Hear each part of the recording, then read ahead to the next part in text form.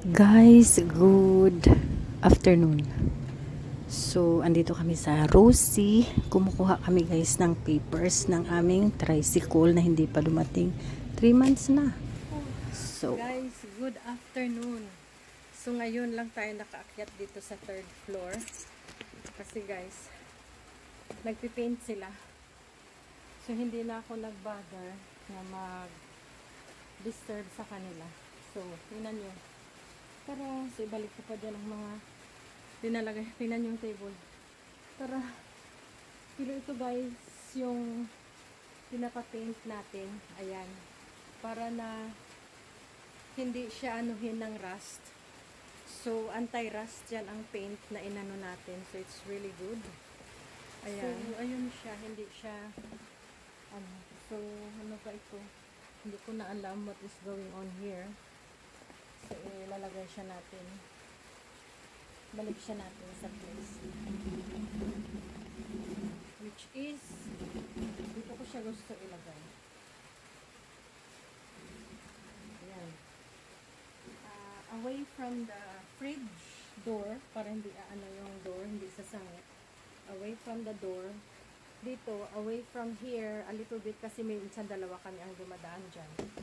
So, ayun. So, maglinis muna ako, guys. And then, hindi na ilagay ang ano natin. Kabitan ng curtain. Nalimutan nila. So,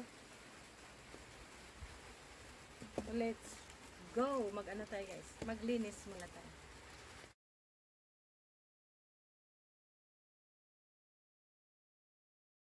So, ayan, guys. Maglinis na naman tayo dito sa 3rd floor. Kasi ang workers natin ay umuwi na. So, time to clean. Maulan na panahon na hapon. So, ayan, ang 3rd floor natin.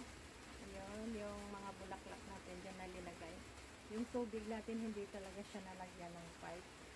So, yan ang ano ko na lagyan ng pipe. Pero, nalagpasan yung pipe. Anyway, itong isa puno, guys. Oh. Yan, puno yung isa na container, yung isa hindi.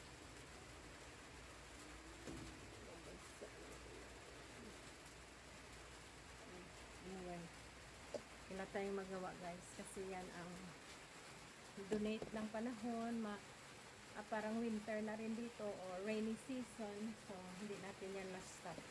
So ayan, naglagay tayo ng ano guys, ng cover. Linalagyan natin ang cover kasi para na yung hindi sila maalikabaka. Ito, kailangan natin itong i-move. Gusto ko ililipat dyan sa table. So, ililipat natin yun, para yung table natin magkaroon ng permanente niya na mga gamit na ilalagay natin dyan. Para mahila-hila lang siya natin. Okay? So, ayan guys, ito ang ating island table. Sa gitna natin ilalagay yan. May wheels yan siya guys. Lagyan natin ng mga kaldero. So, ayan guys. Continue pa rin yung paglilinis natin. Despite sa ulan, walang makahinto sa atin sa paglilinis. So, maglinis pa rin tayo. So, na-empty ko na ito. Ayan. So, it's very good. Pag-order tayo ng malaki nito. So, ilagay ko doon sa ilalim. Yan. Sa first floor. Kasi wala kaming lagyanan ng rice doon. So, we'll try ko muna siya kung okay siya. So, pwede siya natin gawin doon. So, continue ulit tayo guys. Maglinis ulit ako. Mag-tidy up na lang tayo and then it should be all good. So, ayan guys. Malapit na tayo matapos sa pag-repack ng mga gamit natin. Ayan. So, okay na ang center table. Maganda na siya tingnan. Tapos, maglinis lang ako kasi magluto ako ng kaunting pagkain para idagdag sa pagkain ni Daddy. Kumain na siya ng a little bit. Dagdagan lang natin ng kaunti. Tapos, maglinis na lang tayo dito para na pagbaba ko, hindi ko na siya alalahanin until tomorrow na naman. Wala tayong workers tomorrow. So, tahimik ang 3rd floor. Day off nila bukas being a Sunday. Tapos hindi siya matatouch. Monday babalik sila. So hopefully finish na talaga tayo by Monday afternoon. Ulam para kay Daddy Mosi. So ayan, magluto tayo. Favorite niya. So ayan guys, magluto lang ako ng kaunting ulam burger para kay Daddy. Tapos para madagdagan yung kinain niya a little bit. May mga leftover kasi kami na iniiwan para anytime makakain siya. Tapos ako din, mag-iwan kami ng leftover.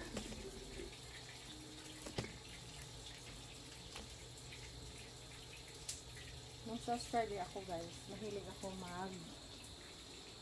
luto ng sopas pag winter. So, winter season, yan ang linuluto ko. Sopas.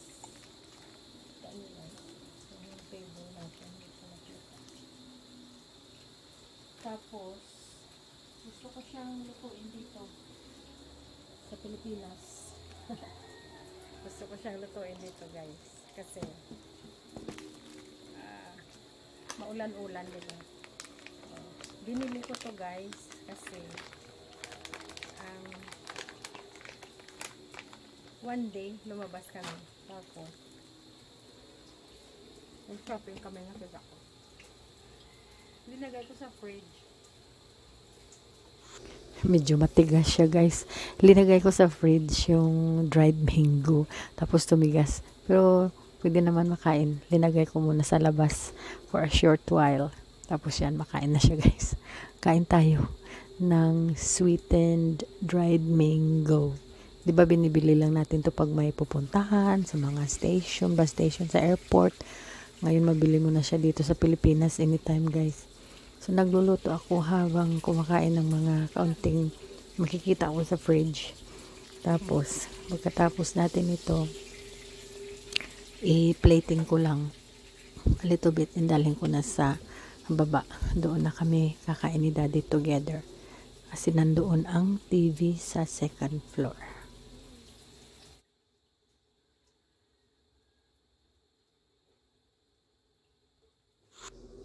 So ayan guys, yan na ang ulam burger, luto na. Tapos ano pa bang lulutuin ko? Yan lang yata. Parang ilan ang linuto ko? 4? Yeah, something 4 yata. So may leftover pa yan pag ganyan, pag 4 for the next morning. I-breakfast ni Daddy yan. Dagdagan ko na lang ng itlog at saka kakainin niya yan with bread. So okay na sa kanya yan. Minsan mag-cereal siya, minsan mag-itlog at saka sausages or bacon. Ayan, na may kaunting bread. Yun. So maglinis na naman tayo guys. Pero may palagay ako na hindi siya maganda.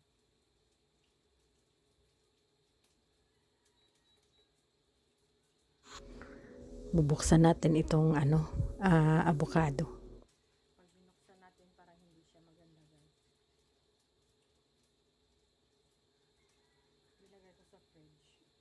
Uy, maganda. Ayan. Ay, akala ko hindi siya maganda. Nagkamali ako.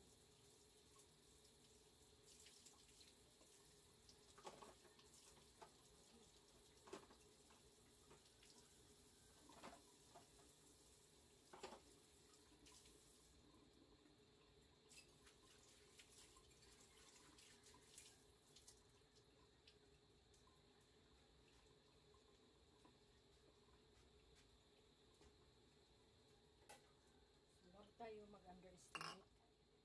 Kasi yung isa, akala ko maganda. Pero, hindi naman pala. Pangit. Ito okay. Yan o.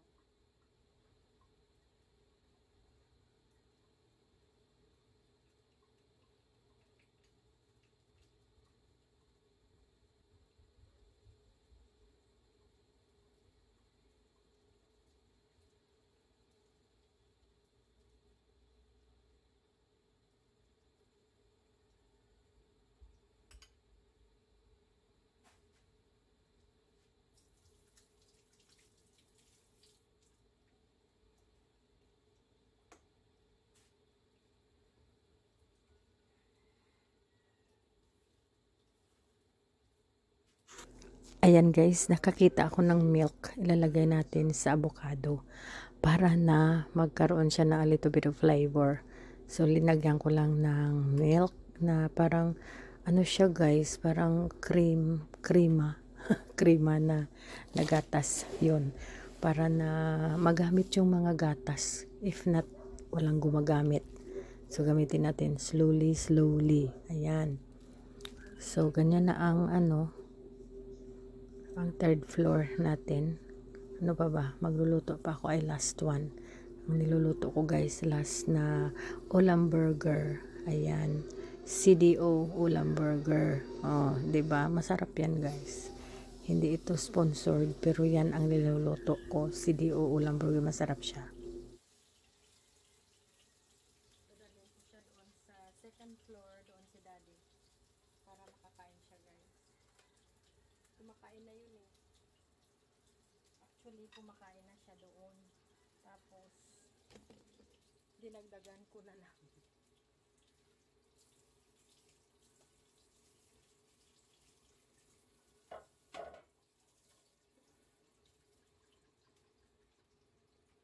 So, ganito lang talaga ako dito guys sa third floor. Pag pumunta ako dito, tahimik, nagluluto lang ako.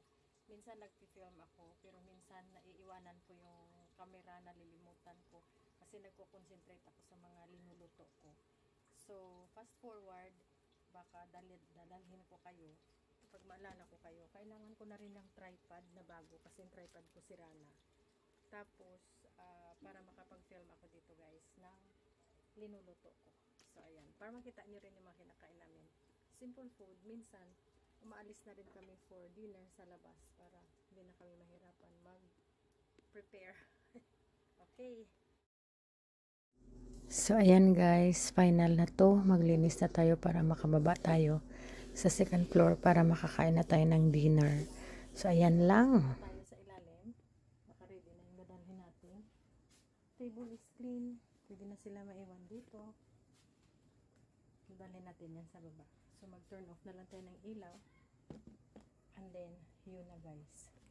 Pwede na tayong bumaba. Let's go. Thank you for watching. Bye-bye now.